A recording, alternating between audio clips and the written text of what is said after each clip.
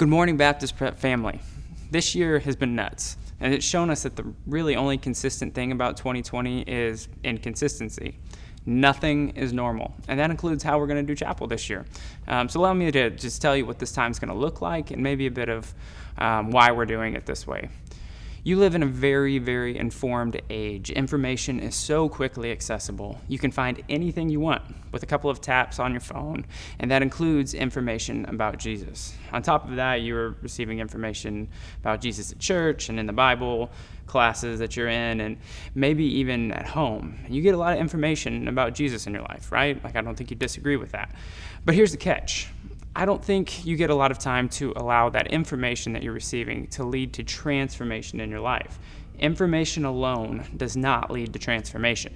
Again, information alone will not lead to transformation in your life. Transformation is what we're after. If I had to sum up what we'll be focusing on this year, or what our goal is going into this year, it'd be that one word, transformation. My hope is that you will transform to be more like Jesus, and I hope that we all are formed more into Jesus' likeness together this year. Here's the reality. Everyone's being formed into something. All you have to do is wake up. Here's another reality that I don't think will surprise you. You live in a world and a culture that is not going to push you to Jesus. This year, that's going to be the focus this year. How do we live the way of Jesus? Because that's what it is. It's a way of life. And we're going to be focusing on something known as the spiritual disciplines or spiritual formation. And I know you hear that word discipline and maybe cringe a little bit, but just hold on. Spiritual disciplines is just another way to say how you practice the way of Jesus. Becoming like him is the goal of the spiritual disciplines. Things like reading the Bible, prayer, worship, silence and solitude, etc., journaling, other things like that. I believe that a lot of you truly want to follow Jesus well and grow to become more like him, but you just really don't know how to do that.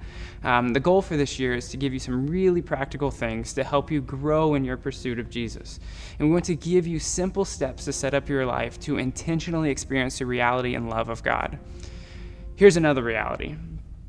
Change won't just happen on its own. It won't happen by showing up to church every week or getting an A in a Bible class.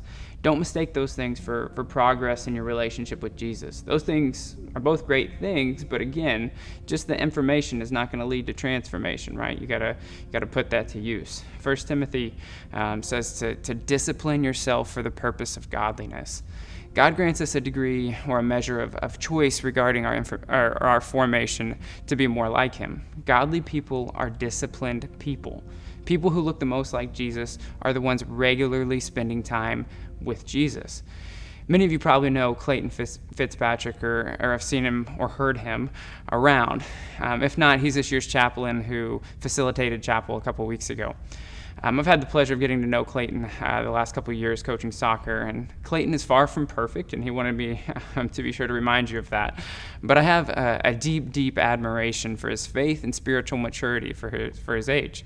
And so I asked him the other day, where does that come from? Like, what created that in you? And he simply said, I've carved out time in my day to spend time in the Word and in prayer most mornings. Again, godly people are disciplined people. Don't oversimplify your faith to just a one-time decision you made when you were young. It is so much more than that. Believing won't lead to transformation. You must develop rhythms in your life that will lead to intimacy with Jesus. And the alternative to discipline is disaster.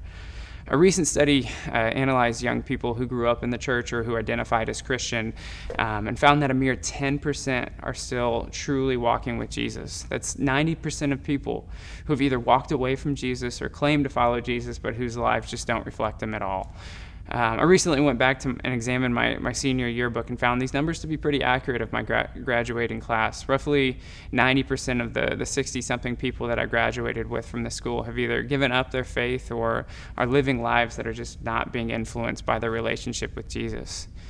One of my greatest fears as an educator here is that would be true of you guys as well. But how cool would it be if the opposite was true? What if you guys decided in this crazy, chaotic year to develop habits and create space to fall more in love with Jesus in an intimate way? The world after COVID-19 will look dramatically different. And what if the same could be said about you?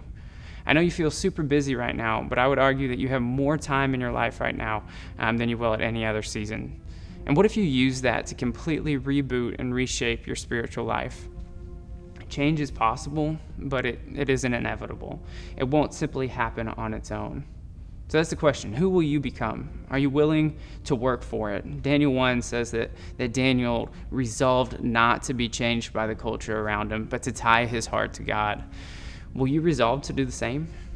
You've got to cooperate with Jesus to become more like him, to restore you to how you were meant to live. You've got to put in the work. It's not trying really hard. It's training really hard. Think about it this way, like if you wanted to go out and run a marathon, you wouldn't just try to run 26 miles tomorrow because that would literally kill you. You have to start small, right? You train every day, regularly build on it. Maybe the first day you run a half a mile or a mile. A week later, you might run 2 or 3. And over time, eventually you build up to do the longer runs. And the same is true of Jesus. Again, it's godly people that are the disciplined people who have consistently trained themselves and altered their schedules to become more like him. Being transformed to be more like Jesus is a lifelong journey, but one that's 100% worth it. And you want to know what the best part of all of it is? It's knowing Jesus. Guys, there's just nothing better than that. In Jesus, we find the truest answer to who we are and what we're meant to be. Don't just be a fan of his. You have to know him intimately, and you have to fight for that intimacy. I really think that most of you really want that and want to grow in your relationship with him, but you just don't know how to do that. That was my experience as a teenager. And that's why this year we're going to try to give you some really practical, really tangible things that you can do. And then, and this is where things get a little bit different than how we've done it in the past, actually give you time to practice that during our chapel time. So here is what chapel looks like this year. We'll still have different people come in and talk, just like I'm doing now, but only for a few minutes, and teach a really practical skill related to one of these spiritual disciplines. We will then use the remainder of the time to personally reflect and practice the skill the speaker just taught, which is why you needed a journal for this year. So now we're going to transition into that time, transition into a time of reflection and journaling. I'll ask some questions that I want you to think, pray, and journal through. This is just for you, so be open and honest with yourself. I want to encourage you to refuse a shallow answer. Sit in a question. Allow time for the Spirit to speak to you and reveal things to you in your heart. Your relationship with Jesus is the most important thing in the world. What if you say, hey, that's cool, Mr. Miller, but I don't really buy into that whole Jesus thing? I dare you to try it. Answer some of these questions, sit and think about them. Lewis said that Christianity, if false, is of no importance, but if true, of infinite importance. So I encourage you, again, to try it. But if you're still like, no thanks, that's fine, but I don't want you to be a distraction. I want you to sit still in the quiet and maybe even reflect on some of these questions. Even if they don't result in you knowing Jesus more, there's some really good practical things to think through that I think will lead to health in your life. So here's the first question. How serious are you about following Jesus? Why did you answer the way that you did? And be honest with yourself. I want you to give specific evidence for why you said what you did. Where do you stand with Jesus?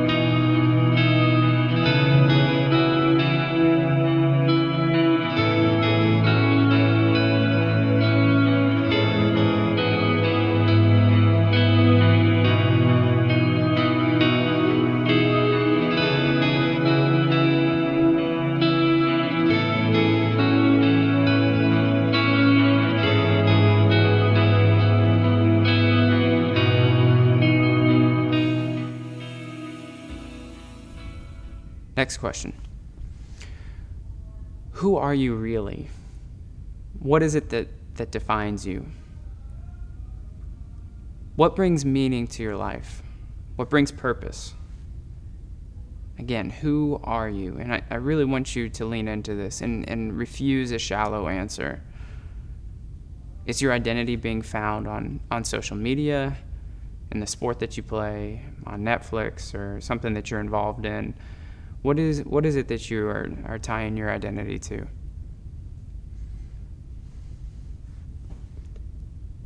It's easy to call yourself a Christian, but are you finding deep joy in knowing Jesus?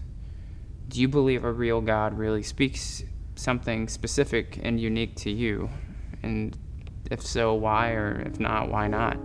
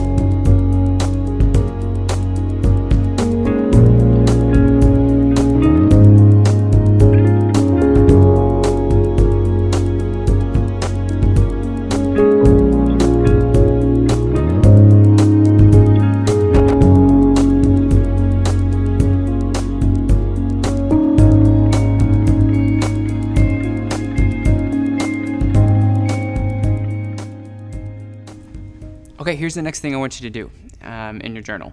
Make a list of your daily schedule. From the minute you wake up, what's the first thing you do until the moment that you go to sleep at night? What's the first thing you do when you open your eyes? Do you reach for your phone? Do you run to the bathroom? But then I want you to make a list, walking through each step of the day, and record just what you do on an average day. I realize that some days are different than others, but on the regular, what are those rhythms? What habits, what rhythms do you have throughout the day on a consistent day?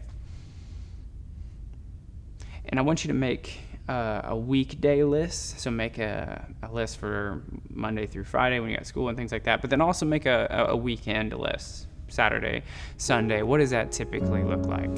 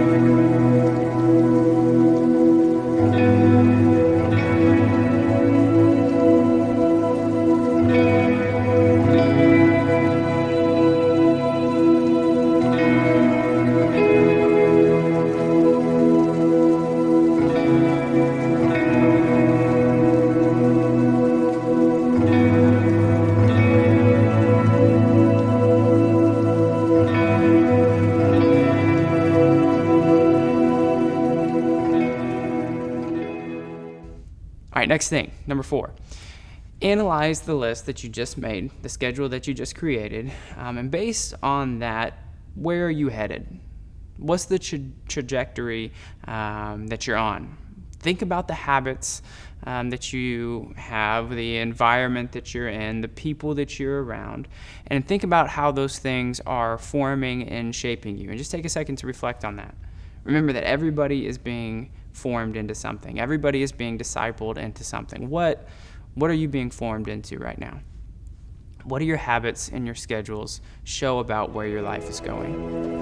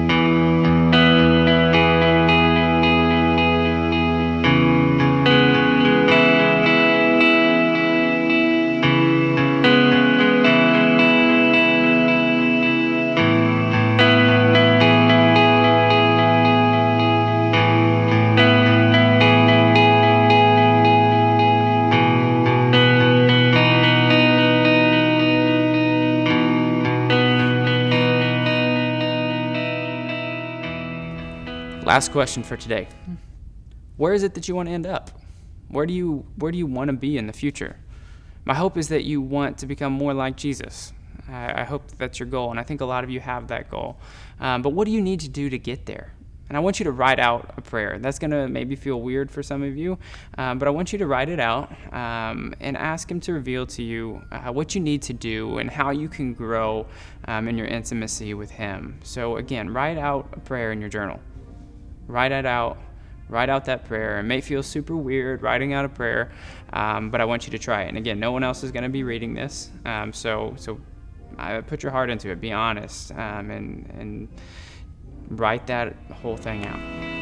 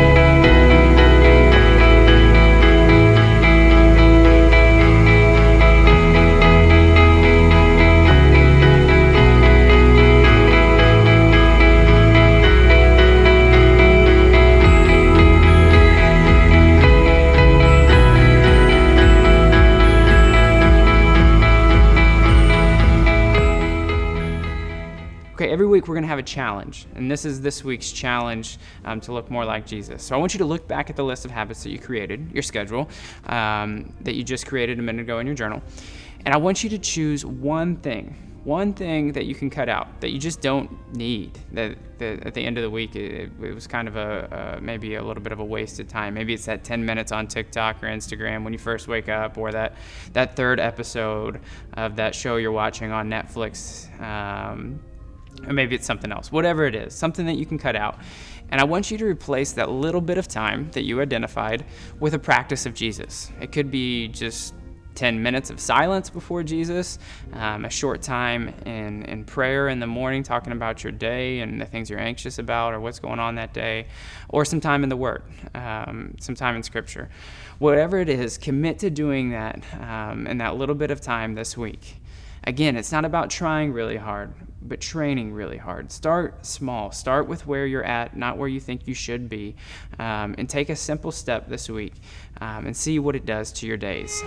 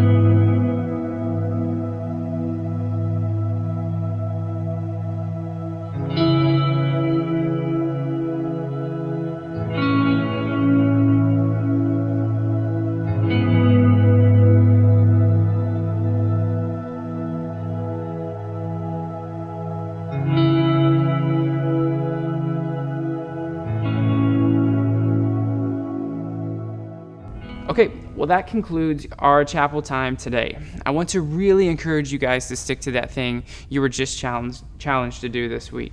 Even if the first day or the whole week it feels awkward or weird, or you skip a day, and don't get discouraged, don't get frustrated, stick with it, and I promise it's going to lead to growth and health in your life. You guys are awesome. You guys are loved. Go and be awesome and love well today.